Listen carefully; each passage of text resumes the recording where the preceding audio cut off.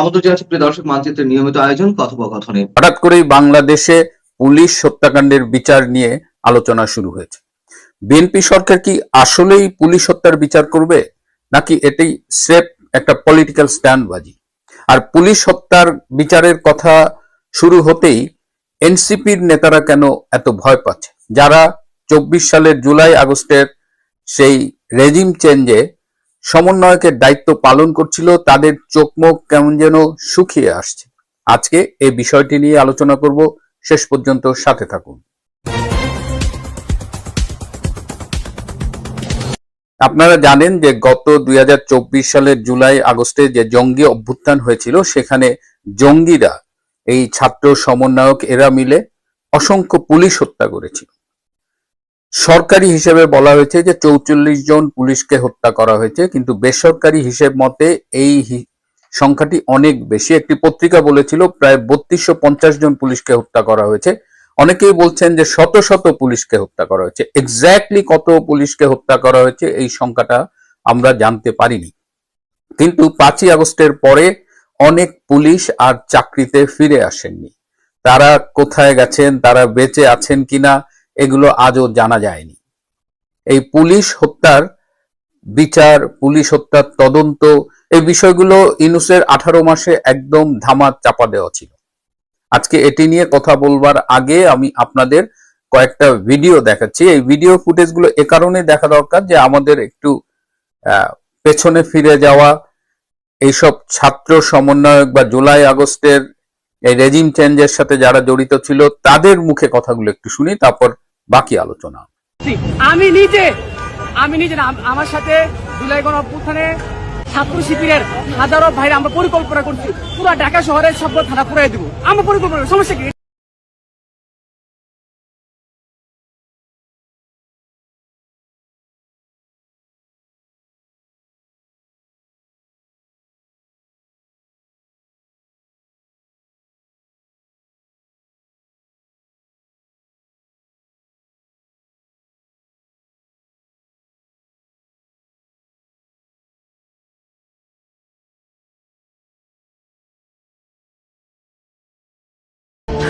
মাত্র 15-20 জন 41 জন পুলিশ সদস্য মারা গেছে, এরকম একটা খবর বলেছে। এটা আসলে কয়েকশো মারা গেছে এবং ব্রুটালি মারা গেছে। পুলিশের লোকজন আমাদেরকে বলেছে জবাই করেছে, আপনার বিভিন্ন জায়গায় পুলিশ সদস্যদেরকে রাস্তায় ফেলে আন্দোলনকারী লোককে জবাই করেছে। যাত্রাবাড়িতে একটা লাশ দেখেছে ঝুলিয়ে রেখেছে, এরকম ডজন ডজন লাশ ঝুলায় রাখছে। আমরা শুধু সিরাজগঞ্জে একটা থানায় পোড়ায় মারছে, 13 জন 14 জনের কথা জানি, পোড়ায় মেরেছে, আরো অসংখ্য পুলিশ সদস্য আছে। কিন্তু পুলিশের জবাইয়ের খবরগুলো আসে নাই পত্রিকাগুলোতে, কিন্তু পুলিশরা জানে। একটা কথা শোনা হচ্ছে যে পুলিশ হত্যার তদন্ত নাকি আবার করা হবে। সমগ্র পুলিশ বাহিনী কিন্তু দায়ী ছিল এই অপরাধের জন্য, এই গণহত্যা সংঘটিত করার জন্য। এই যে নাহিদের কথা বলার সময় তার চোখ মুখের যে অভিব্যক্তি, ভীষণ ভয় পেয়েছে। একজন সাবেক সমন্বয়ক হান্নান মাসুদ, এখন বোধহয় এমপি, তিনি বলেছেন যে পুলিশ হত্যার বিচার শুরু হলে তারা দেশ ত্যাগ করে চলে যাবেন। তো এই সব মিলিয়ে আবার দেখেন, এই যে ব্যারিস্টার ফুয়াদের কথা দেখেন, একজন সাংবাদিকের কথা শুনলাম, একজন শিবির কর্মী, সে নিজেই স্বীকার করছে যে এটা তাদের একদম প্ল্যান ছিল যে ঢাকা শহরের সব থানা তারা পুড়িয়ে দিবে। একজন ছাত্র সমন্বয়ক হাসিব, তিনি তো বলেছেনই যে বিপ্লবের স্বার্থে তারা এই ভাঙচুর করেছে, এই থানা পুড়িয়েছে, পুলিশ হত্যা করেছে। তার মানে তাদের ভাষ্য অনুযায়ী এটা একদম ক্লিয়ার যে জুলাই আগস্টে পুলিশ হত্যাকাণ্ড কারা করেছে। এবং এই পুলিশ হত্যাকাণ্ড এতটাই নির্মম ছিল যে সিরাজগঞ্জে একজন গর্ভবতী মহিলা পুলিশ, তাকে পর্যন্ত আগুনে জ্বালিয়ে দেওয়া হয়েছে। এবং এত নৃশংস এই হত্যাকাণ্ড গুলো ছিল। আশুলিয়ায় শুনেছি 5 জন পুলিশকে হত্যা করে পুড়িয়ে দিয়েছে। পুলিশকে হত্যা করে চৌরাস্তার মোড়ে ওভারব্রিজ থেকে ঝুলিয়ে দিয়েছে। যাত্রাবাড়িতে হত্যা হয়েছে। সারা দেশব্যাপী থানা লুটপাট, থানা জ্বালাও পোড়াও এবং পুলিশ হত্যা, এটা এত ভয়াবহভাবে হয়েছে যে এটা আমার কাছে অনেক রিপোর্ট এসেছে। আপনারা জানেন যে পুলিশ হত্যাকাণ্ড নিয়ে অনেক রিপোর্ট করা হয়েছে এবং বিদেশে ইংরেজিতে এই রিপোর্টগুলো জাতিসংঘ থেকে শুরু করে সব জায়গায় ছড়িয়ে দেওয়া হয়েছে। যে ছবিগুলো আমাদের কাছে এসেছে পুলিশ হত্যার, সেগুলো আসলে সহ্য করা যায় না। আমি তো বিইং এ ফিজিশিয়ান, আমার কাছে মৃত্যু, দুর্ঘটনায় আহত হয়ে আসা রোগী, এগুলো আমি অভ্যস্ত দেখে, কিন্তু পুলিশের এই নৃশংস হত্যাকাণ্ড, নির্যাতনের এই ছবিগুলো আসলে বেশিক্ষণ তাকিয়ে দেখা যায় না। আমি পুলিশের সাথে অনেকের সাথে কথা বলেছি, তারা ভিকটিম যারা জীবিত আছে তাদের সাথে, মানে তাদের মানসিকতা এত ডাউন হয়ে গেছে যে তারা আসলে, এই পুলিশগুলোকে আগে অনেককে চিনতাম, তাদের সাথে কথা বলেছি, তাদের যে মনোবলটা ছিল সেটা একদম ডাউন হয়ে গেছে। ডক্টর ইউনূস 18 মাসে আমি দেখিনি যে কোনো একটা পুলিশের কাছে গিয়ে সমবেদনা জানিয়েছে বা তাদের জন্য সরকার কিছু করেছে। তো সেই পুলিশ হত্যাকাণ্ড নিয়ে আজকে হঠাৎ করে আবার কেন এই আলোচনা? কেন বিএনপি সরকার বলছে যে পুলিশ হত্যার তদন্ত হবে এবং তদন্ত শেষে ডেফিনেটলি বিচার হবে? বিএনপি কি আসলেই মিন করছে, নাকি এটা তাদের পলিটিক্যাল স্ট্যান্ডবাজি? তারা কি এই কথা বলে জামাত, এনসিপি এদের চাপের মুখে রাখতে চাইছে? কারণ এনসিপির নেতারা অভিযোগ করেছে যে এই হত্যাকাণ্ড, এই পুলিশ হত্যাকাণ্ডের সাথে নাকি বিএনপিও জড়িত। আবার একজন দেখলাম প্রবাসী বোধহয়, তিনি গাড়িতে চড়ে চড়ে সরকারকে বলছে যে না, এই বিচার করবেন না, করবেন না, করবেন না। আমি জানি না সেই তরুণীটি কে বা তার এত ক্ষমতা কোত্থেকে আসে যে তিনি সরকারকে বলছেন যে বিচার করা যাবে না। তো এই ঘটনাগুলো নিয়ে এখন আলোচনা হচ্ছে। আমরা এই দেশে রাজনীতি দেখেছি যে একটা বিষয় থেকে চোখ সরানোর জন্য আরেকটা বিষয় এনে সামনে দাঁড় করানো হয়। তো পুলিশ হত্যার বিচার কি সেরকম কিছু কিনা সেটা নিয়ে সন্দেহ আছে। কিন্তু পুলিশকে যদি ফুললি ফাংশনাল করতে হয় বাংলাদেশে, পুলিশ গত 18 মাসে যে পারফর্ম করেছে সেটা তাদের আসলে রেগুলার পারফরমেন্স না। তো পুলিশকে মানসিকভাবে চাঙ্গা করতে হলে এই হত্যার বিচার করতেই হবে। যতদূর জানি যে ইতিমধ্যে পুলিশের পক্ষ থেকে বিএনপি সরকারকে জানিয়ে দেওয়া হয়েছে যে তারা পুলিশ হত্যার তদন্ত এবং বিচার চায়। এবং আমি যতদূর খবর পেয়েছি যে পুলিশ হত্যার টোটাল তদন্তটা অলরেডি পুলিশ হেডকোয়ার্টারের তত্ত্বাবধানে এটা কিন্তু করা আছে। পুলিশ পুরো ঘটনার তদন্ত করেছে, পুলিশ জানে কারা কোথায় কোন ঘটনা ঘটিয়েছে, কারা পুলিশ হত্যা করেছে, কিভাবে হত্যা করেছে, অর্থাৎ পুরো বিষয়টার একটা তদন্ত হয়ে আছে। কিন্তু ডক্টর ইউনূসের কারণে এইটি আর সারফেসে আসেনি। কিন্তু এখন একটা সরকার এসেছে, ভালো হোক মন্দ হোক, সেই সরকারের কাছে পুলিশের পক্ষ থেকে দাবি তোলা হয়েছে। এখন বিএনপি যদি পুলিশকে ফাংশনিং করতে চায়, ফুললি ফাংশনিং, কারণ অলরেডি দেখেন এই যে আমি যখন আপনাদের সাথে কথা বলছি তখন বেশ কয়েকটা ডিস্টার্বিং খবর পেলাম যে দাদাকে হত্যা করে নাতনিকে ধর্ষণ করা হয়েছে, ধর্ষণের পরে নাতনিকে হত্যা করা হয়েছে। এবং এই রেকর্ডিং করার আগে দেখলাম আরেকটা জায়গায় একই কাণ্ড হয়েছে, ধর্ষণ করে হত্যা হয়েছে। অর্থাৎ সারা দেশে অপরাধ বাড়ছে এবং এই দেশে অপরাধ নিয়ন্ত্রণে রাখার জন্য সবার আগে যে বাহিনীটা কাজ করে সেটা হলো পুলিশ বাহিনী। সুতরাং সেই পুলিশ বাহিনীকে মানসিকভাবে ডাউন রেখে তাদের জীবনের নিরাপত্তা নিশ্চিত না করে যদি আমরা আশা করি যে বাংলাদেশের আইন শৃঙ্খলা বা রাতারাতি ঠিক হয়ে যাবে, সেটা ঠিক না। আর এনসিপি জামাত কেন ভয় পাচ্ছে? তাদের স্টেটমেন্ট আছে তারা হত্যায় জড়িত ছিল এই কারণে, না কি এটা আমাদের একটু জানতে ইচ্ছে করে। এবং আমি আগাম কিছু বলতে চাই না, আমি চাই পুলিশ হত্যার তদন্ত হোক, যারা প্রকৃত অপরাধী তাদের আইডেন্টিফাই করা হোক। সেটা বিএনপি কিন্তু বলেনি যে পুলিশ হত্যায় শুধুমাত্র এনসিপি কেই শাস্তির আওতায় আনা হবে বা বিচারের আওতায় আনা হবে। বিএনপি সরকার বলেছে পুলিশ হত্যার তদন্ত হবে এবং বিচার হবে। কিন্তু ঠাকুর ঘরে কে আমি কলা খাই নেওয়ার মতো এনসিপি কিন্তু আতঙ্কিত হয়ে উল্টাপাল্টা বলা শুরু করছে, একদম এনসিপির এ টু জেড। আবার জামাত তো দেখি এনসিপির সমর্থনে কথা বলছে। কেন? আমরা একটা ফেয়ার ট্রায়াল চাই। যদি বিএনপি এটা মনে করে যে এটা একটা স্ট্যান্ডবাজি, তারা এটা দিয়ে প্রেসার ক্রিয়েট করবে জামাত এনসিপির উপরে, তাহলে সেটা তাদের রাজনৈতিক কৌশল হতে পারে। কিন্তু এটা আমি নিশ্চিত করে বলতে পারি, যদি বিএনপি করে ভালো, বিএনপি না করলেও বাংলাদেশের মাটিতে আজ হোক কাল হোক পুলিশ হত্যার তদন্ত সাপেক্ষে বিচার হবেই। ফৌজদারি অপরাধ কখনো তামাদি হয় না, যতই দিন যাক। এই দেশে বঙ্গবন্ধু হত্যার বিচার হয়েছে কত বছর পরে? 75 সালে তাকে হত্যা করা হয়েছে সপরিবারে, প্রায় সব সদস্য সহ। সেটার বিচার শুরু হয়েছে 96 এর পরে। সো পুলিশ হত্যার বিচার বাংলাদেশে হবেই। আসসালামু আলাইকুম রহমতুল্লাহি ওয়া বারাকাতুহু। সম্মানিত দর্শক, দেশে বিএনপির শাসন শুরু হয়ে গেছে এবং সারা দেশে প্রায় প্রতিদিনই একটি না একটি ঘটনা ঘটানো হচ্ছে বা একটি না একটি ঘটনাকে সামনে আনা হচ্ছে, যাতে করে বিএনপির যিনি সরকার প্রধান জনাব তারেক রহমান, তার মহত্ব, তার উদারতা, তার বিশালত্ব এবং রাষ্ট্র পরিচালনায় যে তিনি অনন্য, এই জিনিসগুলো বিএনপি তুলে ধরার চেষ্টা করছে। তিনি সাধারণ মানুষের মতো যানজট পার হচ্ছেন, তার গাড়ি যানজটে আটকে আছে, এগুলোকে লাইমলাইটে এনে তিনি যে কত বড় নেতা, তিনি যে কত বড় মহান, যা আগে এরশাদ সাহেব, শেখ হাসিনা, এমনকি বেগম জিয়া বা জিয়াউর রহমান সাহেবও করতে সাহস পাননি, ঠিক সেভাবে তিনি সাধারণ মতো জীবনযাপন করছেন। এটাকে জনগণের সামনে এনে তাকে জনগণের নেতা বানানোর প্রাণান্ত চেষ্টা করা হচ্ছে। এর বাইরে যারা মন্ত্রী মহোদয় রয়েছেন, তারা নানা রকম কথা বলে, কাজকর্ম করে, অ্যাকশন দেখিয়ে তারেক রহমান সাহেবের স্বপ্ন পূরণ করা, বিএনপিকে জনমুখী করা এবং যে কোনো মূল্যে রাজনৈতিকভাবে আওয়ামী লীগকে পিছনে ফেলে দেওয়ার জন্য প্রায় সব কাজই তারা করছেন। ক্ষমতা গ্রহণ করার সাথে সাথে বিভিন্ন এলাকাতে বিএনপি যারা নেতাকর্মী, তারা খাল খনন, খাল পরিষ্কার ইত্যাদি নানা কর্মে নিজেরা ব্যস্ত হয়ে পড়েছেন এবং চারিদিকে যারা জনগণ দেখছেন, সবাই বলার চেষ্টা করছেন ধন্য ধন্য ধন্য, তারপর সাধু সাধু সাধু, নেতা তো এরকমই হওয়া উচিত, দল তো এরকমই হওয়া উচিত।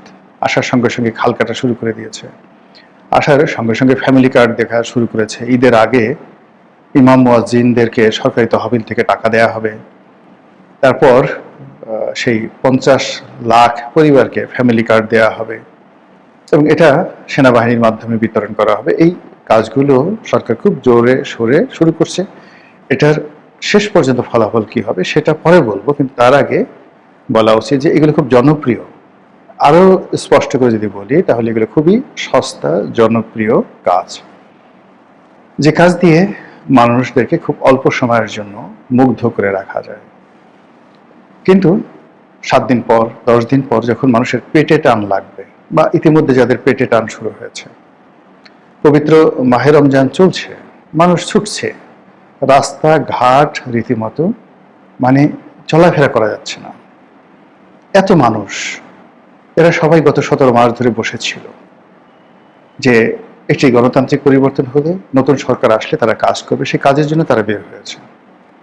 বের হওয়ার পর ব্যাংকে যাচ্ছে, টাকা নেই, গার্মেন্টসে যাচ্ছে, শ্রমিকদের মাস শেষে বেতন ভাতা কিভাবে দিবে, গার্মেন্টস মালিকদের মাথা খারাপ।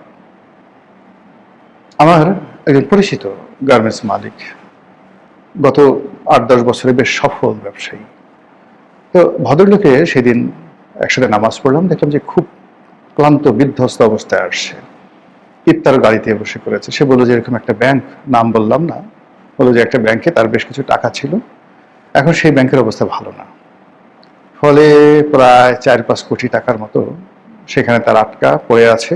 এখন ঈদের সময় তিনি বেতন কিভাবে দিবেন, ভাতা কিভাবে দিবেন, এই টেনশনে তিনি মরে যাচ্ছেন। কারণ হলো ওই ব্যাংকে তার তো মানে এলসি করা ছিল, এক্সপোর্ট করেছে, এক্সপোর্টের টাকা ডলার হিসেবে তার ব্যাংকে জমা হয়েছে, আর সেই ডলার বাংলাদেশ ব্যাংক রেখে দিয়ে বাংলাদেশ ব্যাংক সেই ব্যাংককে ঠিকই টাকা দিয়ে দিয়েছে, কিন্তু সেই ব্যাংক এখন গ্রাহকের চাহিদা মেটাতে পারছে না। এরকম আমি একটা ঘটনা দেখলাম যে এই রোজার মাস তার জন্য হারাম হয়ে গেছে, ঠিক মতো নামাজ পড়তে পারছেন না, মসজিদে যেতে পারছেন না, এমনকি সেহেরি ইফতারও করতে পারছেন না। তো যার জন্য রাজনীতির ময়দানে যতই ম্যাজিক দেখানো হোক না কেন, কিন্তু যারা ভুক্তভোগী, যারা সাধারণ আমজনতা, তারা তো চাল, ডাল, আটা, ময়দা এগুলোর কথা চিন্তা করছে, যারা চাকরিজীবী মাস শেষে বেতনের কথা চিন্তা করছে, আর যারা অর্থনীতিবিদ তারা চিন্তা করছে যে প্রতিদিন টাকার মান কত করে কমলো। শেখ হাসিনা যে টাকা রেখে গেছেন, 100 টাকা রেখে গেছেন, ইউনো যখন চলে গেছেন তখন সেই 100 টাকার মূল্য হয়ে গেছে 54 টাকা, 46 টাকা নেই, টাকার অবদমন হয়েছে। এখন তারেক রহমান সাহেবকে যদি আবার টাকা ছাপিয়ে তার সরকার চালাতে হয়, টাকা ছাপিয়ে খাল কাটতে হয়, টাকা ছাপিয়ে ফ্যামিলি কার্ড দিতে হয়, তাহলে এই যে এখন শেখ হাসিনার জমানার 100 টাকা, যেটার মূল্য এখন 54 টাকা আছে সরকারি হিসাবে, সেটার মূল্য হয়তো হয়ে যাবে আরো অর্ধেক, অর্থাৎ 54 অর্ধেক, 27 টাকা। যে মুদ্রাস্ফীতির কারণে একটা সময় জার্মানিতে প্রথম মহাযুদ্ধ হয়েছিল, এই মুদ্রাস্ফীতির কারণে দ্বিতীয় মহাযুদ্ধ হয়েছিল, এই মুদ্রাস্ফীতির কারণে আমেরিকাতে গ্রেট ডিপ্রেশন হয়েছিল 1927 থেকে 1933 সাল অবধি, 5 বছর। ইরানে কিংবা অনেক দেশে যখন এরকম মুদ্রাস্ফীতি হয়, ইউরোপের অনেক দেশে না তো হয়েছেই, আফ্রিকার কয়েকটি দেশে আছে যেখানে 1 কেজি আলু দাঁড়িপাল্লার একদিকে রেখে অন্যদিকে 1 কেজি টাকা গুনে দিতে হয়। এরকম ঘটনা ঘটেছে, টাকার এতটা অবমূল্যায়ন। তো বাংলাদেশ সেদিকে যাবে কি যাবে না সেটা নিয়ে আলোচনা করবো না। যে আলোচনা করবো যে রাজনীতিতে যা কিছু করা হচ্ছে এগুলো মূলত লিপস্টিক ডেভেলপমেন্ট। লিপস্টিক লাগিয়ে যেভাবে ঠোঁটকে লাল বানিয়ে দেওয়া হয়, কসমেটিক সার্জারি করে যেভাবে মানুষকে সুন্দর বানানো হয়, ঠিক এইভাবে একটা দেশ 15 দিন চালাতে পারবেন, 1 মাস চালাতে পারবেন, কিন্তু এরপরে আর চালাতে পারবেন না যদি রাজনীতির শূন্যতা থাকে এবং যদি অর্থনীতি ভালো না থাকে। আমাদের দেশে রাজনীতির শূন্যতা আছে, অর্থনীতির মহা সর্বনাশ ঘটে গেছে, এটা নিয়ে বিশদ আলোচনা। এর ফলে কি হচ্ছে, যত কিছুই হোক না কেন, কোনো অবস্থাতেই নায়ককে নায়ক বানানো যাচ্ছে না, ভিলেনকেও ভিলেন বানানো যাচ্ছে না। গত 17 মাস ধরে শেখ হাসিনাকে, আওয়ামী লীগকে অপান্থেয় করার জন্য, অপ্রয়োজনীয় করার জন্য ডক্টর মোহাম্মদ ইউনূস এবং তার পারিষদবর্গ সর্বোচ্চ চেষ্টা করেছেন, কিন্তু ফলাফল শূন্য। তাকে চলে যেতে হয়েছে অপমানজনকভাবে, এবং তার সঙ্গে যারা ছিলেন তাদের সবাইকে তিনি বিপদে ফেলেছেন। তার উপদেষ্টা, তার কিংস পার্টির কুশীলব, এমনকি তার উপর নির্ভর করে জামাত ক্ষমতা আসার যে স্বপ্ন দেখেছিল এবং যে হুম্বিতম্বি করেছিল, এটি এখন রীতিমতো জামাতের জন্য বুমেরাং হয়ে পড়েছে। আমি গত 17 মাস ধরে বলে আসছি যে বিএনপি ছলে বলে কৌশলে ক্ষমতায় আসার চেষ্টা করছে, এবং ক্ষমতায় আসার পর তারা জামাতকে এমন ডলা দিবে, 22 ডলা, যে ডলা পর জামাতের লোকজন বলবে যে আওয়ামী লীগের জমানাতে খুব ভালো ছিলাম, এবং ঘটনা সেই দিকে যাচ্ছে। চারিদিকে জামাতের নিস্তব্ধতা। নাসিরউদ্দিন পাটোয়ারির বড় বড় কত কথাবার্তাগুলো এখন নেই। সে হেসে হেসে বলছে যে এখন তো আমি সালাউদ্দিন সাহেবকে কিছু বলতে পারবো না, সালাউদ্দিন সাহেব স্বরাষ্ট্রমন্ত্রী হয়ে গেছেন, এখন কিছু বললে আমাকে গ্রেপ্তার করবে। না রে বাবা, পারলে এখন সাহস দেখাও, এখন কক্সবাজারে গিয়ে সালাউদ্দিনকে গালাগাল করো, এখন পারলে মির্জা আব্বাসের বাসায় গিয়ে ভুকা দাও, তাকে গিয়ে চাঁদাবাজ বলো, কি খবর চাঁদাবাজ, কেমন আছো, এখন গিয়ে বলো না, দেখি কেমন পারো। এবং এখন বলতে পারলে সত্যিকার অর্থে সাহস বোঝা যাবে। এখন সাদিক কায়েম ডাকসুর যে সহসভাপতি, ভিপি, শিবির নেতা, এখন যদি আপনার সাহস থাকে বা তোমার সাহস থাকে, ছোট ভাই এই জন্য তুমি করে বললাম, এখন থেকে বলো যে তারেক রহমানকে একটা লাথি দিতে চাও, তো যে একটা লাথি দিয়ে শেখ হাসিনাকে তাড়িয়ে দিয়েছি, তারেক রহমান সাহেব যদি এই কাজ করে তাকেও লাথি দিয়ে বাংলাদেশের থেকে তাড়িয়ে দেবো, একটু বলো তো বাবা, দেখি কেমন পারো। তারে বলার দরকার নাই, ধানমন্ডির যে এমপি কিংবা ঢাকা বিশ্ববিদ্যালয়ের যে এলাকার এমপি মির্জা আব্বাস বা রবিউল আছেন, এদের দুজনকে একটু গালি দেন তো দেখি কত বড় সাহস আছে, বুকের পাটা আছে। তো এই জিনিসগুলো হয় কি, আমাদের দেশে পরিবেশ পরিস্থিতি অনুযায়ী সবাই বড় বড় কথা বলে, আর যখনই শক্ত কোনো কিছু আসে সঙ্গে সঙ্গে আব্বা আব্বা বলে। তো রাজনীতিতে এই যে যা কিছু চলছে, আবার এখন যারা বিএনপির লোকজন গত এই ইউনূস জামানাতে যারা মিউ মিউ করতেন, তারপর শেখ হাসিনার জামানাতে যারা চিউ চিউ করতেন, এখন তারা হালুম, ওরে বাবা রে বাবা, রয়্যাল বেঙ্গল টাইগার হয়ে গেছেন।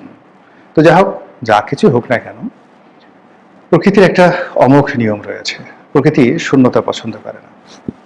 বাংলাদেশের রাজনীতিতে যে শূন্যতা চলছে, এই শূন্যতা আওয়ামী লীগ জমানাতে আওয়ামী লীগ সৃষ্টি করেছিল বিএনপি এবং জামাতকে দূরে রেখে, কিন্তু বিএনপি এবং জামাতকে দমন পীড়নের উপর রেখেছিল, নিষিদ্ধ করা হয়নি। কিন্তু এখন যেটি হচ্ছে, জামাত যেহেতু সরকারি দলে গেছে এবং গত 17 মাসে তাদের কর্মকাণ্ড নিয়ে তারা চিন্তিত, এই জন্য জামাত একেবারে চুপ হয়ে গেছে। আর অন্যদিকে আওয়ামী লীগ না থাকার কারণে পুরো মাঠ নীরব নিস্তব্ধ, এবং এটি বিএনপির জন্য, বিএনপির ভারসাম্যের জন্য রীতিমতো সংকট হয়ে দেখা দিয়েছে। আর এটাকে আওয়ামী লীগ নিরাপদ দূরত্ব থেকে চমৎকারভাবে কাজে লাগানোর জন্য চেষ্টা করছে। তারা দেশের ভিতরে এবং দেশের বাইরে নতুন করে সংগঠিত হচ্ছে এবং তানহাই অবস্থায় নিজেদের ভুলভ্রান্তি তারা অনুধাবন করার চেষ্টা করছে। গত এক সপ্তাহ ধরে আওয়ামী লীগের বিভিন্ন পর্যায়ের যারা লোকজন, বড় বড় নেতা, অনেকের সঙ্গে আমার কথা হয়েছে।